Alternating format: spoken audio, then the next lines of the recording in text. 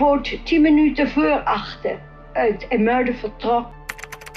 A 42-year-old woman named Truus Wijsmuller from the Netherlands arrives at the Central Office for Jewish Emigration and asks to speak with the man in charge. At first, she is rebuffed. Nazi Lieutenant Adolf Eichmann is a busy man, but Gertrude, or Truus, as she is called by her friends, is not afraid of powerful people. Eichmann finally grants her an interview, which begins with him saying, "I'm not accustomed to dealing with women." Truus replies, "I'm sorry, sir, but I left my husband at home. You'll have to deal with me." Truus, in fact, has a deal for Eichmann.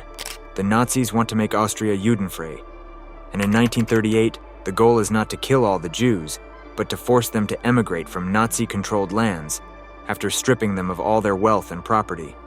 Truus helps Eichmann do the first part. She arranges for Jewish children to be transported to England. Eichmann regards her with disdain. Who is this woman who thinks she can whisk people out of Vienna with a snap of the fingers? He knows, it's his job to know, the logistics work involved. Arranging trains and boats, not to mention the paperwork. You can have 600 children, he tells her, treating the matter as a joke. But there is a caveat. He will give her only 5 days to get the children out of Austria. He is certain she will fail.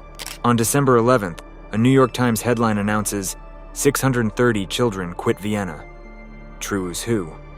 The above scene might sound like it came out of a Hollywood movie, but it didn't, at least not yet. Unlike better-known Holocaust rescuers, no movie has been made about Truus Wijsmuller, even though she saved the lives of thousands of Jewish children. In fact, until recently, there was very little information available in English about the life of Mrs. Wijsmuller, who passed away in 1978.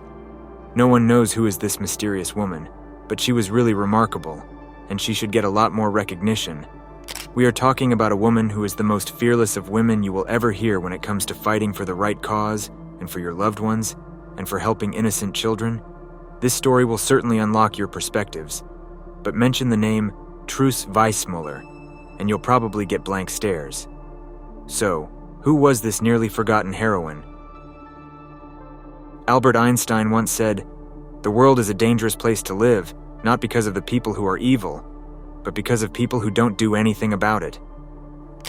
The darkest years of human history occurred between the years of 1939, 1945, when 6 million Jewish people, including 1.5 million children, were indiscriminately murdered by Nazi Germany under the administration of Adolf Hitler.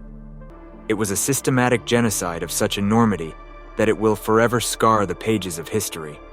In Aghast, we universally refer to it as the Holocaust. Yet there were those who refused to turn a blind eye or to cower to the unimaginable evil that surrounded the world. Gertrude Wijsmuller, affectionately known as Truus, was born on April 21, 1896, in Alkmaar, Netherlands, to a Dutch Christian family. She found an interest in her father's banking business and was schooled in commerce. Later, she moved with her family to Duivendrecht, Netherlands, where she began her first job and also met a handsome gentleman, Joop K., that would become her future husband. They soon were married, but sadly could not ever have children.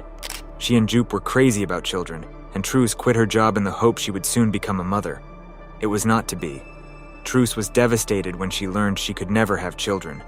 But when her physician suggested she channel her love for children into doing volunteer social work, she took his advice. After Hitler came to power in Germany in the early 1930s and began his persecution of German Jews, Truus had plenty to do. She worked with the Jewish Refugee Committee, JRC, and the Committee for Special Jewish Interests, and later the Netherlands Children's Refugee Committee, to help relocate German Jewish children. When Germany annexed Austria and parts of former Czechoslovakia known as the Sudetenland in 1938, the situation for Jews became increasingly desperate in these places too. Then came Kristallnacht, the 2-day rampage on November 9-10, where hundreds of synagogues and Jewish businesses and homes were destroyed. It was obvious to Truus that more needed to be done to get Jewish children out of Nazi-controlled lands, and it had to be done fast. This is when the story gets worse for the Jews. In 1938, Germany was under the control of Hitler and the Nazi Party. Anti-Semitism had been escalating within Germany for 5 years, when a 17-year-old German-born Jew living in Paris protested the treatment of Jews by assassinating a German diplomat. In response, Munich's main streets looked as if it had been raided by a bombing plane. A half dozen of the best shops were converted into wreckage overnight, with plate glass windows splintered on the pavement and shelves torn down, and goods lying broken and trampled on the floor. The piece told of the torching of an Orthodox synagogue and an adjacent Jewish school, and the burning of businesses owned by Aryans that had once been the property of Jews. The home of a Jewish manufacturer, Karl Bach, was set flame, and he was arrested, as were the surgeons, Joseph Rosenbaum, Alfred Haas, and M. Klar. On the morning of November 10th, Peter Fröhlich, a teenager from a Jewish family in Berlin, rode his bicycle and pedaled through a city that seemed to have been visited by an army of vandals. During the night, his father had sought shelter with a dear friend, Emil Busse. Knowing his father was safe, Peter passed several specialty shops owned by Jews. Their facades had been efficiently reduced to rubble, their huge display windows shattered, their mannequins and merchandise scattered on the sidewalk. When he laid eyes on his uncle Samuel, an aunt head of Fröhlich's store selling women's apparel on Oliveierplatz, the scale of the damage shocked Fröhlich. It looked as though the store had been swept by a hurricane.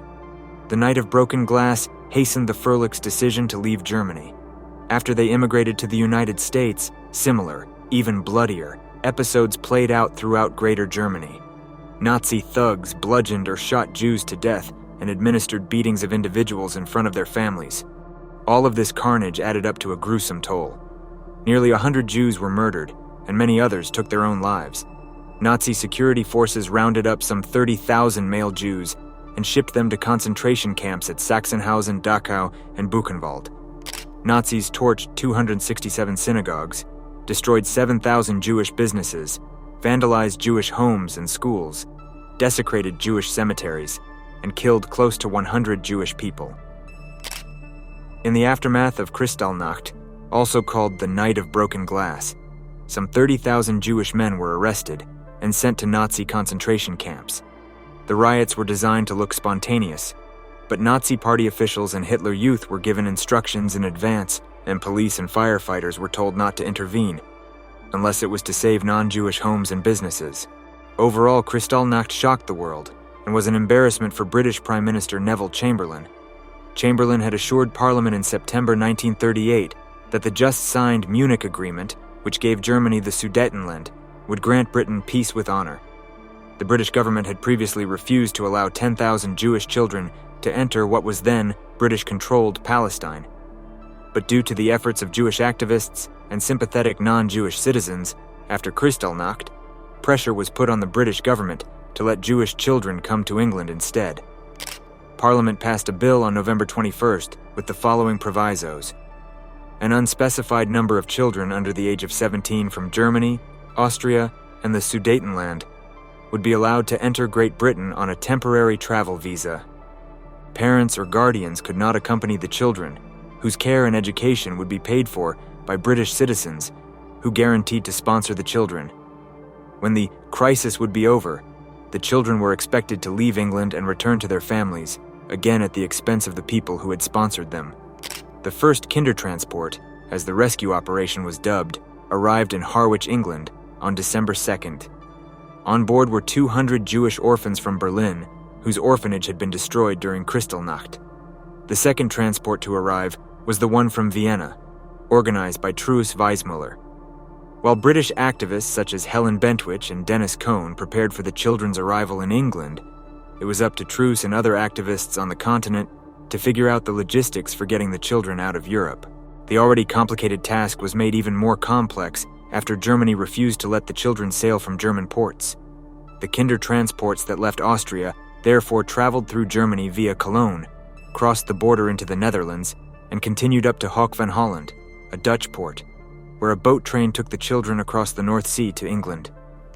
A New York Times correspondent described the scene that relatives were not permitted to enter the station. They held what may have been their last meeting with the children in nearby hotels. The emotional stress of parting was too much for some of them. One mother died of a heart attack after kissing her 5-year-old child goodbye. 7 mothers fainted as the children marched to the train. The children weren't allowed to leave the sealed cabins, But when the train reached a station on the Netherlands side of the border, Truus arranged for a welcoming committee of Dutch women to greet it. The women passed milk and chocolate through the windows to the children, and then the train continued on its journey.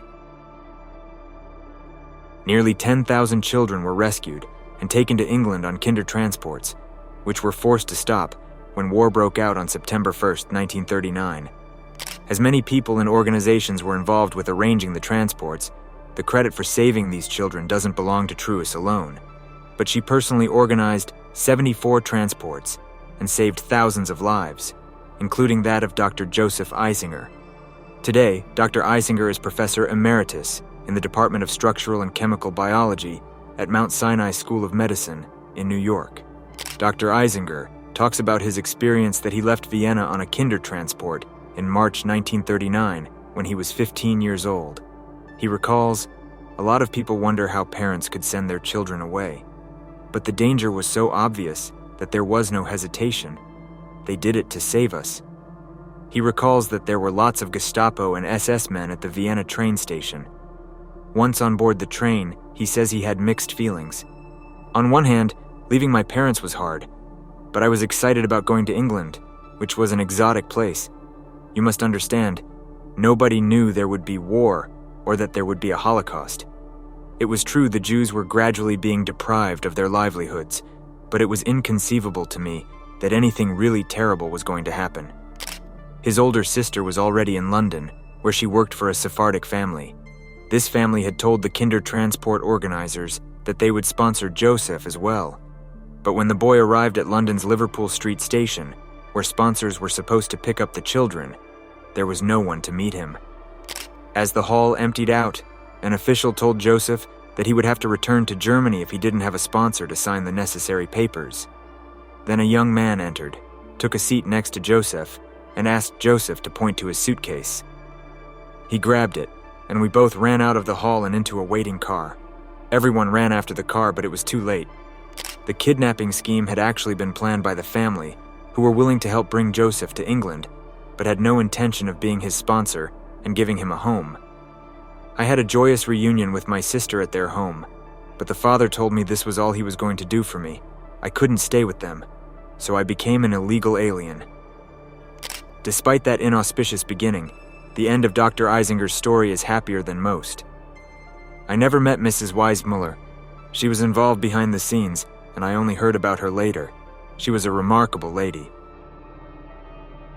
Although organized Kindertransports ended when Britain entered World War II, that didn't mean Truus's work also came to an end.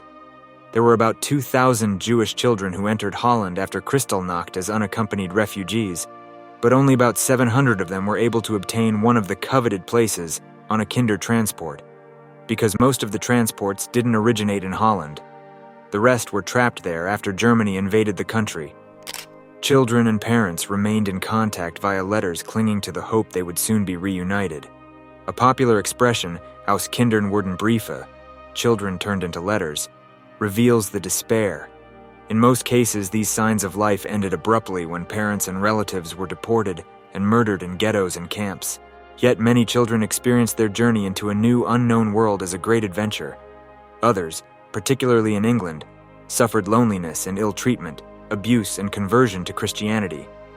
After the war, many continued their journeys, settling down in America, in Israel, and in other countries, including Australia. One of them was a German Jewish boy named Uli Hertzberg, who was taken in by Miriam Kiesing's grandparents. Miriam learned about the existence of the boy while she was going through the papers of her father, Leo Kiesing. She wanted to know what happened to Uli after her grandparents emigrated to Cuba in 1942. What she discovered was that Uli, who didn't leave with the Kiesing family, was later deported and murdered at the Sobibor concentration camp. But this wasn't the end of the story for Miriam. It was the beginning of a research project and a life's mission. She wanted to find out what happened to every single one of these 2,000 children.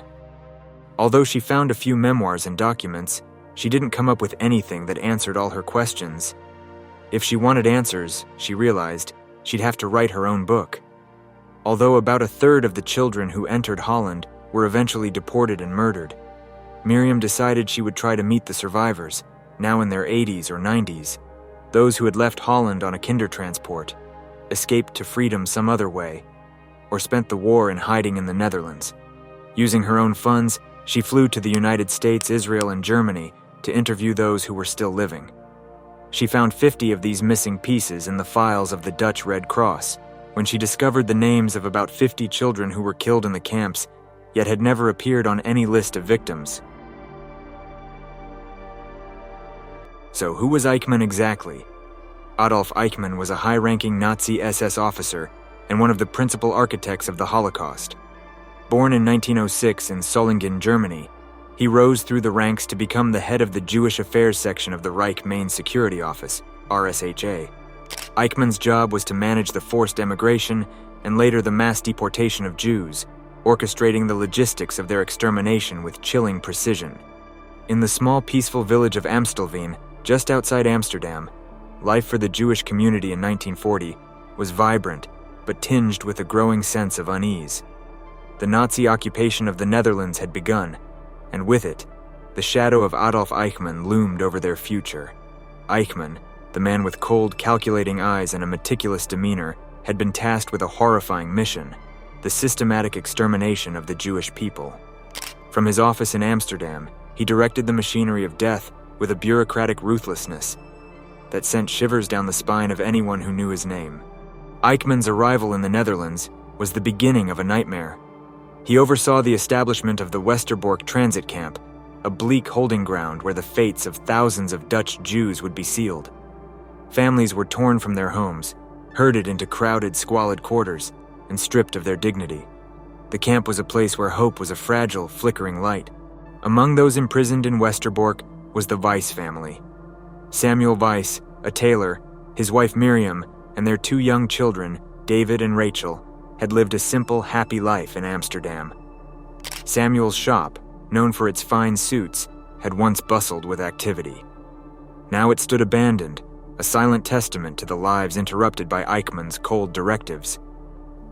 As Eichmann meticulously planned each transport, the Weiss family, along with countless others, clung to each other in the cramped barracks of Westerbork. The camp's atmosphere was heavy with despair, punctuated by the ever-present fear of the unknown. Every week, lists were posted, names of those to be deported, destinations shrouded in ominous secrecy. Eichmann's trains, the grim carriages of death, became a symbol of the Nazis' merciless efficiency. The cattle cars, packed with men, women, and children, rattled along the tracks towards Auschwitz and Sobibor. The Weiss family's turn came one cold autumn morning. The guards, following Eichmann's precise orders, marched them to the train. Miriam held Rachel close, whispering words of comfort, while Samuel gripped David's hand, his heart breaking with every step. As the train pulled away, the hope of escape vanished, replaced by the grim reality of their destination. The Weiss family, like so many others, faced unimaginable horrors upon their arrival at Auschwitz. Eichmann's bureaucratic detachment belied the monstrous reality of his actions. He saw numbers and logistics, not the lives destroyed by his hand.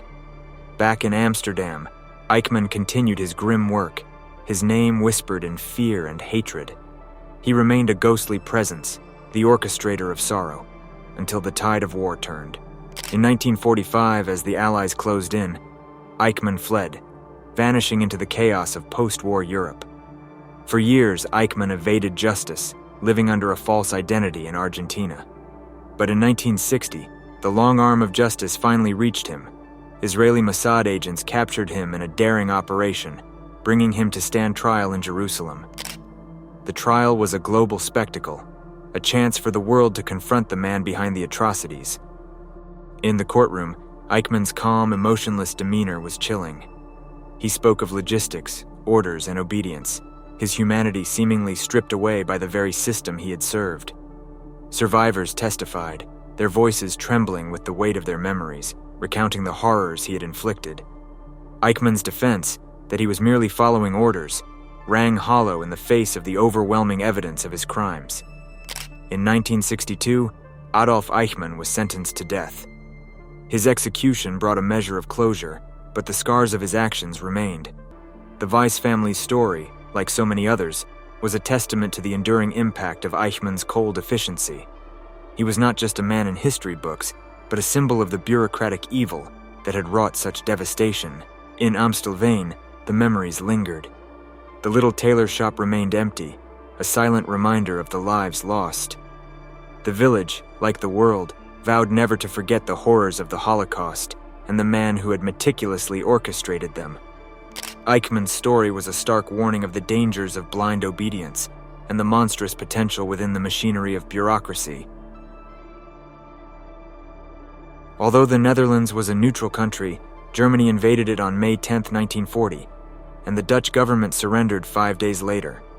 By then, Truus had rescued 66 children who had been staying at the Burgerweeshuis, a municipal orphanage in Amsterdam which had been turned into a hostel for refugee children. It was the last transport that left the country. Joseph Helmreich was one of the children on that last transport. Born in Cologne in 1927, only he and his brother were able to escape to the Netherlands, where they were given shelter at the Burgerweeshuis. Although one sister and his mother did survive the war, the rest of his family was murdered in concentration camps. He recalls, "We didn't know where our parents were. No one knew what was going on. But Mrs. Wijsmuller would come to visit every day, sometimes with her husband. She arranged everything. She was concerned about our welfare.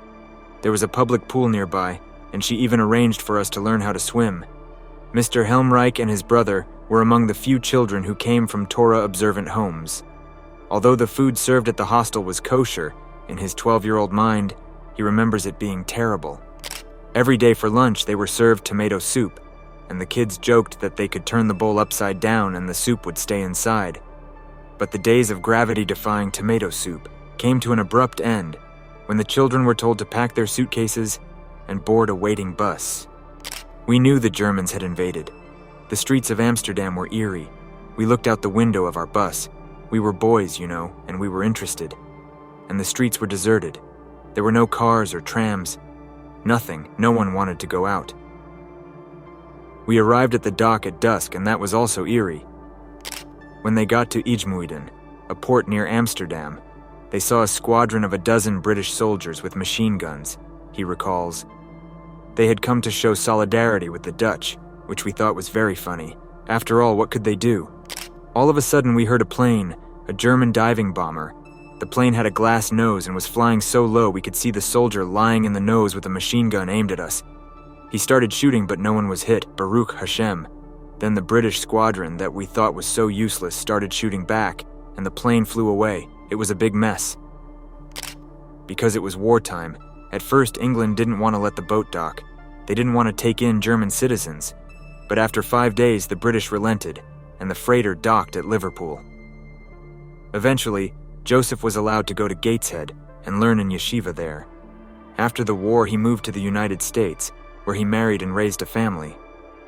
And here, Truus was in France when the Germans invaded the Netherlands.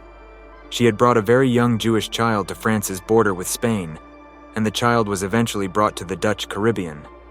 She rushed back to Amsterdam when she heard the news, although it took her 3 days to get there. Her first stop was the Burgerweeshuis to talk with the children. On May 14th, she received permission from the garrison commander of Amsterdam to take the children to IJmuiden.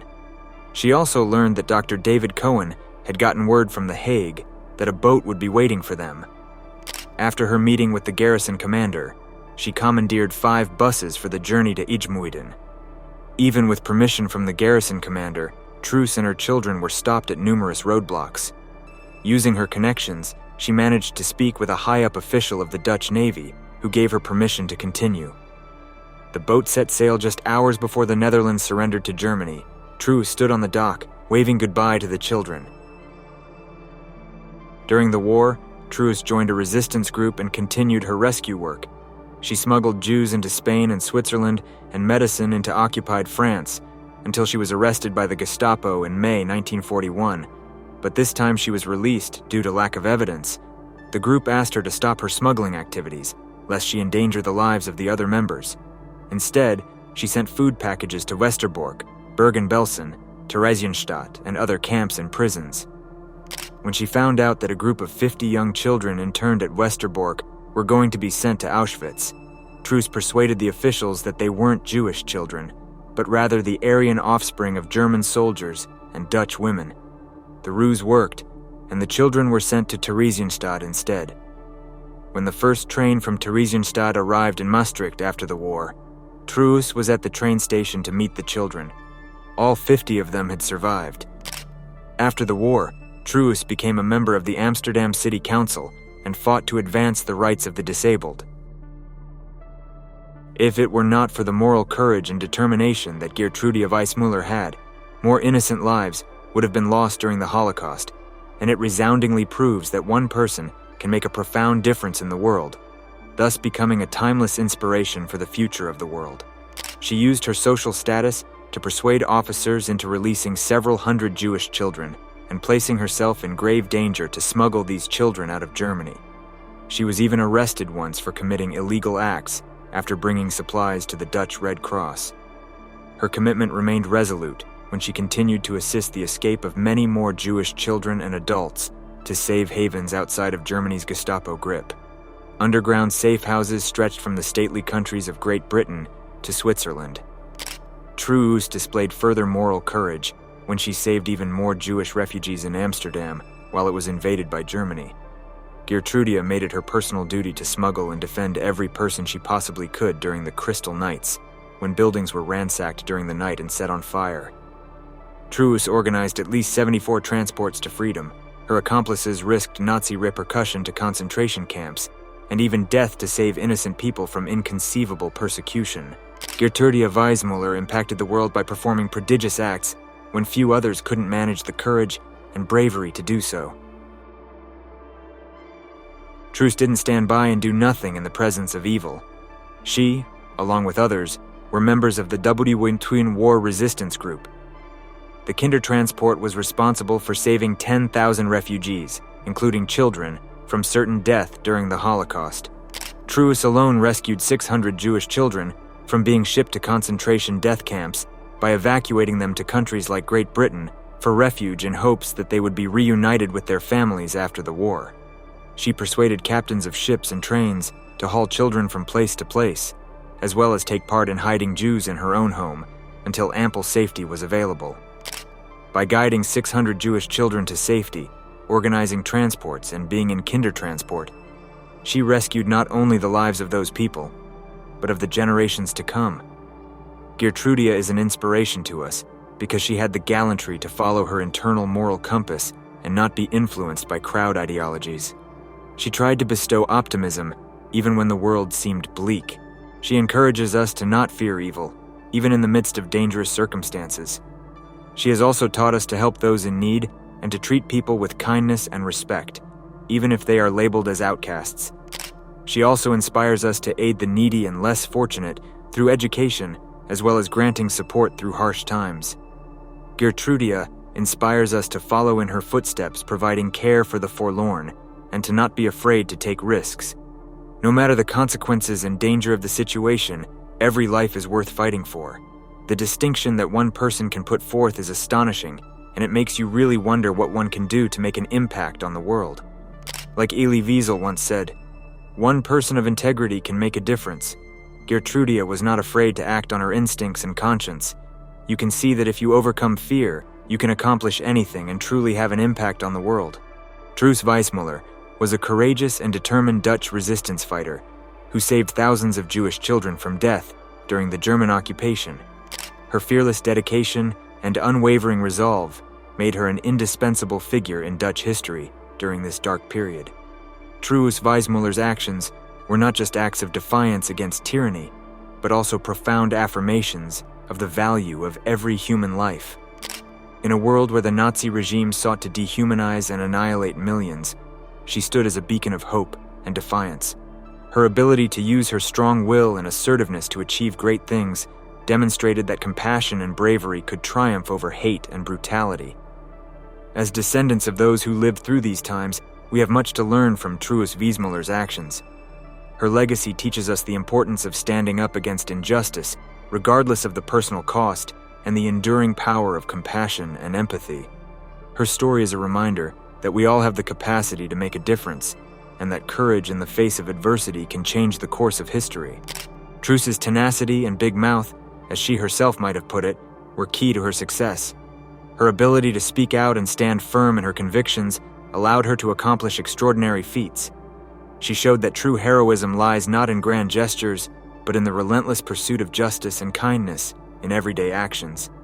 May we honor Truus Wijsmuller's memory by striving to embody the same values of bravery, kindness, and unwavering resolve.